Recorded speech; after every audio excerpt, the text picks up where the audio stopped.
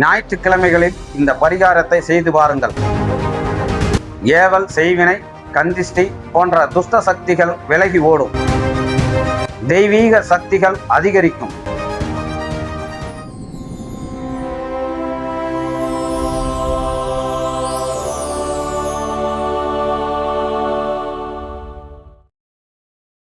ஓம் அகதீஸ்வராய நமக.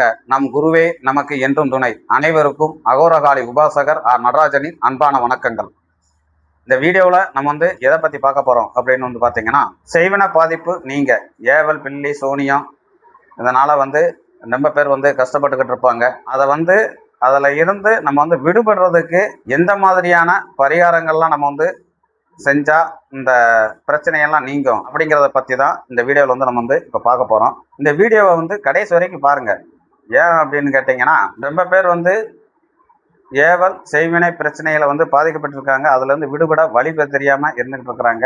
அவங்களுக்கு ஒரு நிவர்த்தியான ஒரு வீடியோ தான் இந்த வீடியோ. இந்த ஏவல், செய்வினை, பில்லி, சூனியம் அப்படின்னா என்ன அப்படின்னு பார்த்தீங்கன்னா, வாழ்க்கை நல்லபடியாக போய்கிட்டு இருக்கும். திட்டத்திற்கு பார்த்தீங்கன்னா, வாழ்க்கையிலேயே சில தடுமாற்றங்கள் ஏற்படும். நல்லா உழைப்பு இருக்கும், வருமானம் இருக்கும், ஆனால் பணம் மட்டும் கையில் தங்காது. வீட்டில் பார்த்தீங்கன்னா அடிக்கொருக்க சண்டை சச்சரவுகள் வந்துக்கிட்டே இருக்கும். குடும்பத்தில் ஒற்றுமை இருக்காது. குழந்தைகளுக்கும் பார்த்தீங்கன்னா, வீட்டில் உள்ள குழந்தைகளுக்கும் படிப்பில் கவனம் இருக்காது. இங்கே நம்ம சண்டை சச்சரவுகள் போட்டுக்கிட்டே இருந்தோம்னா வீட்டில் உள்ள குழந்தைகளுக்கு படிப்பில் கவனமே இருக்காது. அடுத்தபடியாக பார்த்தீங்கன்னா, நம்ம உடல் சோர்வாக இருக்கும். மனசில் பார்த்தீங்கன்னா பயம் இருக்கும்.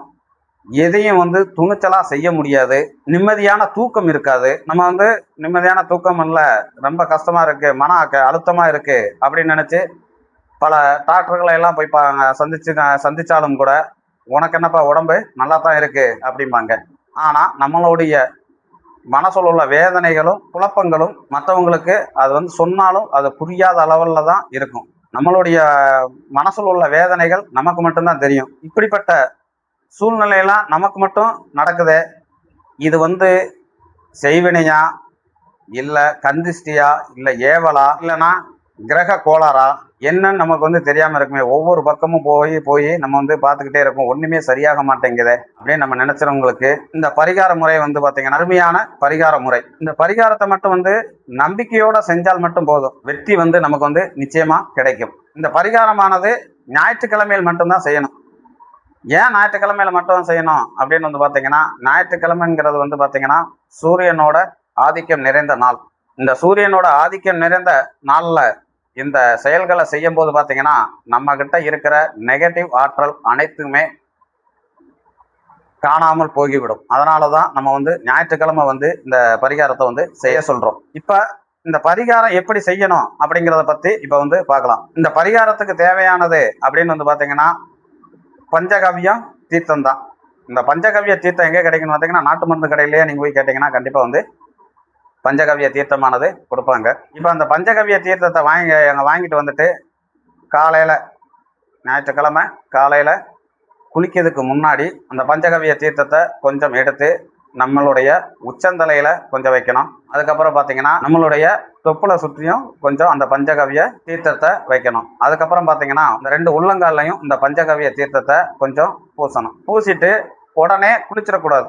ஒரு 10 நிமிஷம் நம்ம பொறுமையாக இருக்கணும்.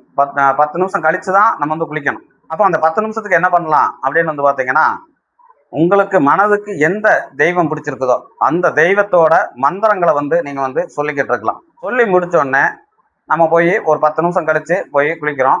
குளிக்கும்போது அந்த குளிக்கிற தண்ணியிலையும் இந்த பஞ்சகவ்ய தீர்த்தத்தை ஒரு 2 மூடி, குளிக்கிற தண்ணியில் பஞ்சகவ்ய தீர்த்தத்தை 2 மூடி கலந்து நம்ம குளிக்கலாம். அடுத்து குளிச்சு முடிச்சுட்டு பஞ்சகவ்ய தீர்த்தத்தில் தான் நம்ம குளிச்சிருக்கிறோம். இப்போ நல்ல தண்ணியில் குளிக்கலாமா அப்படின்னா, அதுக்கப்புறம் நீங்கள் நல்ல தண்ணி ஊற்றி கூட நீங்கள் குளிச்சுக்கலாம். அதில் தப்பு இல்லை. இந்த பரிகாரத்தை ஞாயிற்றுக்கிழமை நீங்கள் செஞ்சுட்டு வந்தாலே உங்ககிட்ட உள்ள நெகட்டிவ் கண்டிப்பாக வெளியே போய்க்கிறோம். எத்தனை பெரிய ஏவல், செய்வினை, பில்லி, சூனியம் எது வைத்திருந்தாலும் உங்களை விட்டு கண்டிப்பாக வெளியே போயிடும். அந்த ஞாயிற்றுக்கிழமையே அன்னைக்கேங்கோ பஞ்சகவ்ய நீரை சுத்தமான தண்ணியில் கலந்து வீடு முழுவதும் தொளிச்சு விட்டாங்கன்னா உங்கள் வீட்டில் உள்ள நெகட்டிவ் ஆற்றல் வெளியே போய்க்கிறோம். நெகட்டிவ் ஆற்றல் வெளியே போய் இறை ஆற்றல் உங்கள் வீட்டில் வர ஆரம்பிக்கும். இது மிகவும் சக்தி வாய்ந்தது.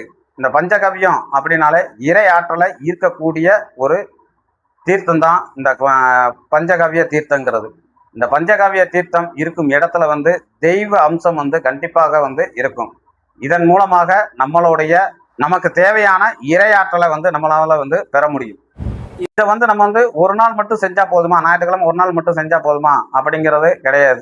வாரம் நீங்க வந்து ஞாயிற்றுக்கிழமை நீங்க வந்து இந்த பரிகாரத்தை வந்து நீங்க செஞ்சுக்கிட்டே இருந்தீங்க அப்படின்னா, வாரத்துக்கு ஒரு முறை செய்வதன் மூலம் வீட்டில் உள்ள துஷ்ட சக்திகள் நீங்கும். உங்களுக்கு எதிரிகள் யாராவது செய்வினை, ஏவல், பில்லி, சூனியம் வைத்திருந்தாலும் அதுவும் நீங்கும்.